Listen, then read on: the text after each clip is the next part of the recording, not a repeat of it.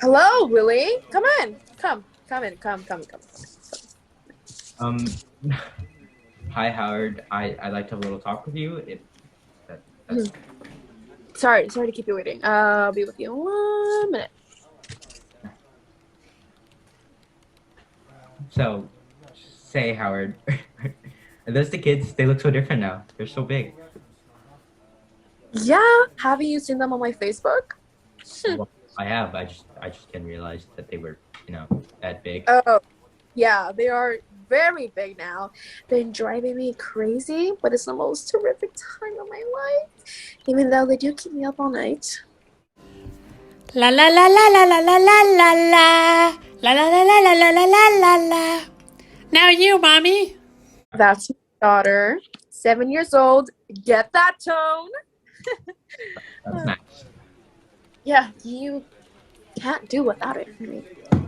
Hey, yeah. I'm definitely an upgrade. So Howard. Hey, aren't you supposed to be in Boston? Well, that's funny enough. That's what I came here to talk to you about, Howard. If you have a minute. What are you doing here? Well, to You didn't crash the car again, did you? no. It's Oh, you almost had me there. So, what's the trouble? Well, you see, Howard, I've recently come to the decision that I'd rather not travel anymore. Not travel. Well, what will you do? Um, if you remember the Christmas party you had here, you said that you'd find a spot for me here in town. With us? Well, sure, yeah. Well, yeah, I remember. Well, I couldn't think of anything for you, kid. I'll tell you, Howard, the kids are grown up. I don't need much more. If I can take home $1,200 a week, I could swing it. Yeah, Willie, but see, I just. Mm, I'll tell you the truth, Howard. Speaking frankly, between the two of us, mm. I'm just a little tired. Oh, I can understand that one, Willie, but you're a road man, and we do road business here. We only have half a dozen Howard, salesmen. God knows that I've never asked for any favor from any man, including you, but cut me some slack here. I've been with the firm since your father brought you here in his arms. I know that, Willie.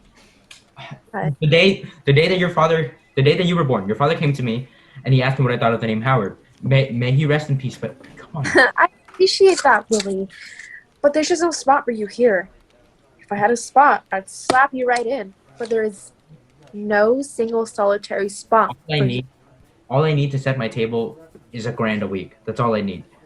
But where am I gonna put you, kid? Okay, Howard, this isn't a question as to whether I can sell merchandise or not, is it? Because we both. No, it's a business, kid, and you gotta admit it. Everyone gotta pull his own weight here. Okay, here. Let me tell you a story, Howard. Because business is a business. Business is definitely business, but let me tell you a story. You don't understand, okay? When I was a boy, 18 or 19, I was already on the road, and I had a question in my mind as to whether selling had a future for me. Mm. You see, in those days, I had a yearning to go to Alaska. There were 3 gold strikes in 1 month in Alaska, and I thought I might just go for the ride, you might say. And Yeah, you don't say. well, yeah, and I thought I'd go out with my older brother, try to locate him, maybe sell the North an old man. And I almost decided to go when I met a salesman at the Parker House. His name was Dave Singleman. He was 84 years old. At the age of 84, he pushed merchandise in 31 different states. And you understand, old Dave, he'd go to his room, right? He put on his green velvet slippers, pick up the phone, call the buyers, and without ever leaving his room, he made his living. And when I saw that, I realized that selling was the greatest career a man could want. Because what could be more satisfying than to be remembered and helped and loved by so many different people. And do you know that when he died, and by the way, he died, the death of a salesman in his green velvet slippers and the smoker of the New York, New Haven, Hartford. Going to Boston, when he died, there were hundreds of salesmen and buyers at his funeral. Things were sad on a lot of trains for the next couple of months.